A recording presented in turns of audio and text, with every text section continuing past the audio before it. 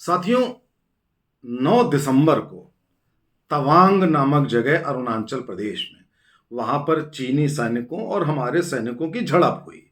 आप सबने देखी और हमने चीनी सैनिकों को खदेड़ दिया। ठीक। उसके बाद संसद में विपक्ष हंगामा कर रहा था कि आखिरकार चीनी सैनिक आ कैसे गए, ये इसको एक्सप्लेन करिए। और ये कौन लोग थे जो बवाल करने वाले? ये वो लोग थे जिनका ट्रैक रिकॉर्ड है चीन के साथ सांठगांठ करने का, उनको लाखों एकड़ जमीन दे देने का मुफ्त में, उनको इन्फिल्ट्रेट कराने का, और भी ना जाने क्या क्या। कांग्रेस पार्टी जो कि राजीव गांधी फाउंडेशन के लिए 1,35,00,000 रुपए चीन से लेती है संबंध सुधारने के नाम पर। यह नहीं कहती कि जो संबंध हमारे बिगड़े हैं, आपने हमारी जमीन ले ली, वो वापस करिएगा। यह नहीं उनका ध्येय, और उन्होंने क्या किया यह भी नहीं बताया।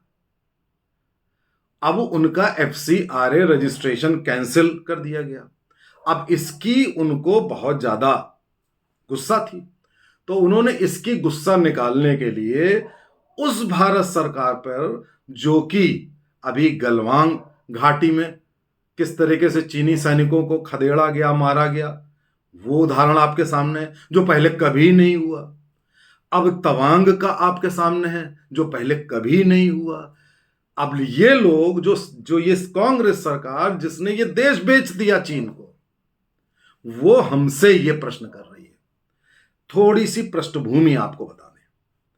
पृष्ठभूमि में 1951 में साथियों, जब तिब्बत पर चीन कब्जा कर रहा था, तो तिब्बत में घुसते घुसते वो दक्षिणी तिब्बत की तरफ होते होते वो घुस आया अरुणाचल प्रदेश में।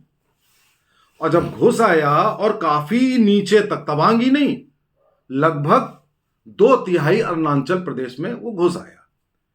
तो अरुणाचल प्रदेश से उधर लगा हुआ है आसाम। तो आसाम में ये खलबली मच गई कि अब उधर से होता हुआ चीन आसाम में आ जाएगा। तो आसाम के गवर्नर ने एक मेजर को वहां भेजा अरुणाचल प्रदेश में, और वहां पर उन्होंने बड़ी बहादुरी से उनको खदेड़ने का काम किया, उनको मनाया, और भी बहुत सारे मेजर किए, और उनको वो किसी तरीके से वो सेना तिब्बत तक संकुचित होकर रह गई। उसके बाद आसाम के गवर्नर और वो मेजर जब जवाहरलाल नेहरू से मिलने गए, वो गुस्से में बैठे थे। उन्होंने कहा तुम्हें ये सब करने की जरूरत क्या थी? अब आप देखिए जरा, जिस व्यक्ति को वीरता का पुरस्कार मिलना चाहिए, बधाई मिलनी चाहिए, उस पर गुस्सा आ गए कि ये तुम्हें नहीं करना चाहिए था। अब उनसे पूछो फिर क्या करना चाहिए था? अरुणाचल भी दे देते, आसाम भी दे देते। अच्छा ठीक है, 1951 में किसी तरीके से आप बचे, आपका देश बचा। अब 1962 जब चीन से युद्ध हुआ, तब आप सोचिए कि चीन से युद्ध में कोई तैयारी नहीं थी, कुछ नहीं थी, और एक BM कॉल नाम के एक थे मेजर आर्मी चीफ, वो बेहद इनकॉम्पिटेंट थे।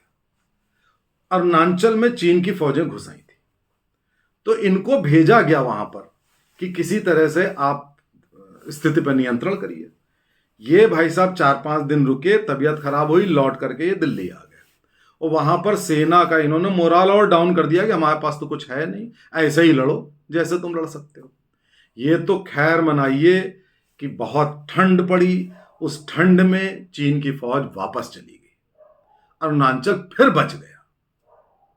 यानी कि 1951 और 1962 2 बार जैसे अक्साई चिन्ह दिया गया, जैसे POK दिया गया, वैसे ही आपका अरुणाचल प्रदेश और आसाम को देने की पूरी मंशा हो गई थी। अब क्या वजह है? और जबकि आजादी के समय साथियों, हमारे भारत में चीन से कहीं ज्यादा इक्विपमेंट थे, हमारी आर्मी बेटर थी, हमारी एयरफोर्स बेटर थी, क्योंकि ब्रिटिश यहां पे थे।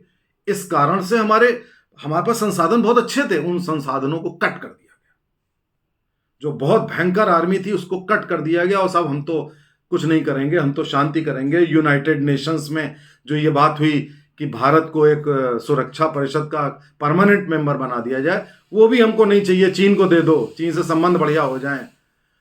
तो अब देखिए साथियों कि आप कितना आपने दे दिया, उसके बावजूद भी आप देने को तैयार हैं। और वही पार्टी आज एक देशभक्त राष्ट्रहित वाली सरकार से कह रही है कि वहां चीन आ कैसे गया।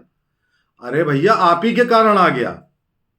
जब डोकलाम में कांड हुआ था तब भी आप इस चीनी दूतावास के साथ डिनर कर रहे थे, कांग्रेसी, यही कांग्रेसी। और आज वो पूछ रहे हैं ऐसा क्यों हो रहा है। साथियों, मैं आपको बताऊं, पहली बार देश में ऐसा माहौल है कि हम चीनी सैनिकों को खदेड़ते हैं, वो हमसे डरते हैं। कोई दमम नहीं है, वो माउंटेन पे युद्ध करने लायक नहीं है। हमारा तो एक एक सरदार 4-4, 5-5 चीनी सैनिकों को पकड़ सकता है। तो हमारे पास कोई संसाधन से लेकर सेना से लेकर किसी चीज की कमी नहीं। और सबसे बड़ी चीज है मनोबल, एक अच्छी सरकार और उसके द्वारा दिया गया मनोबल हमारे पास। इन कांग्रेसियों को पहचानिए, ये क्या चाहते हैं? ये यही चाहते हैं कि उनसे पैसा ले लो, उनको जमीन दे दो, देश बेच दो। और ये सब क्या कर रहे हैं? देश मजबूत क्यों हो रहा है? आप देखिए, केवल अमेरिका ही चिंतित नहीं है और लोग ही चिंतित नहीं है कि भारत इतना मजबूत राष्ट्र क्यों हो रहा है। इस देश के अंदर के लोग सबसे ज्यादा, इस देश की कांग्रेस और विपक्ष की पार्टियां चिंतित हैं कि देश इतना मजबूत क्यों हो रहा है। यह दुर्भाग्य की स्थिति है। तो साथियों, अपना देश सुरक्षित है, लोगों को बताइए। अपने देश में एक राष्ट्रभक्त सरकार है, लोगों को बताइए। चीन से डरने की कोई जरूरत नहीं है। पहले हम लोग डरते थे, अब तो हमें लगता है कि चीन को तो हम बिल्कुल मसल कर रख देंगे। डरने की कोई आवश्यकता नहीं है। जय हिंद, जय भारत।